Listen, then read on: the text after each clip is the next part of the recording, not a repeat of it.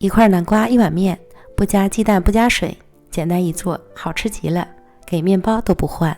别错过，赶快学做起来。200克南瓜蒸熟后倒入碗中，压成泥。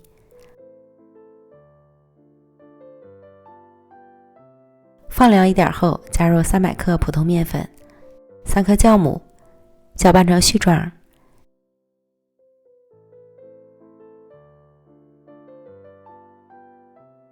加入15克油，下手揉成光滑的面团。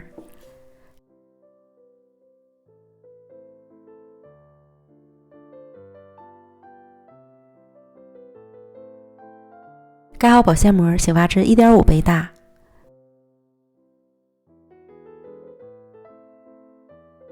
发酵好的面团内部充满了气孔，取出来揉面排气。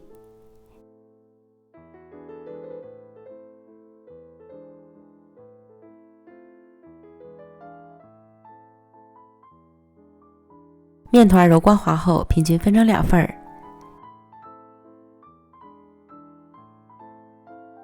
先取1份揉圆，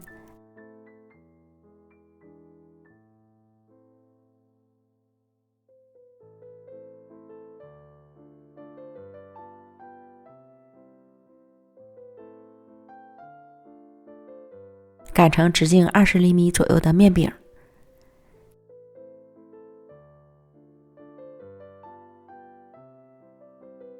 然后抹上一层红豆馅儿，红豆馅儿可以自己做，也可以买现成的，厚一点抹，吃起来会更香。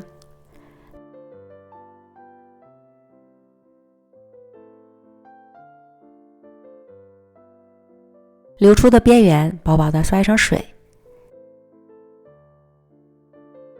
再将另一个面团擀成圆饼盖在上面。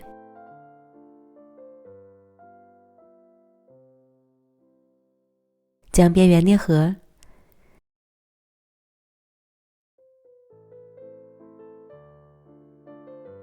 整理好形状，提起来放到烤盘里。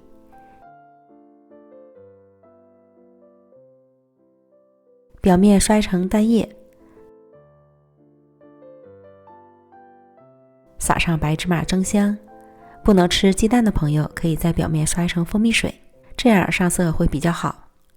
盖好保鲜膜，再醒发20分钟，醒发至生坯明显变大，形态饱满即可。送进预热好的烤箱，上下火200度烤20分钟，时间和温度还要根据自家烤箱的脾气来调整。烤至表面上色满意即可出炉。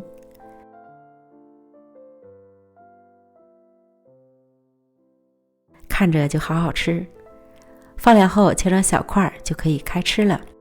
美味的南瓜红豆饼就做好了，松松软软的，表面一层贴满芝麻的小酥皮儿，吃起来香香的。红豆和南瓜的香气融合得恰到好处，口感丰富极了。喜欢的朋友就赶快做起来吧。美食天天更新，咱们明天见，拜拜。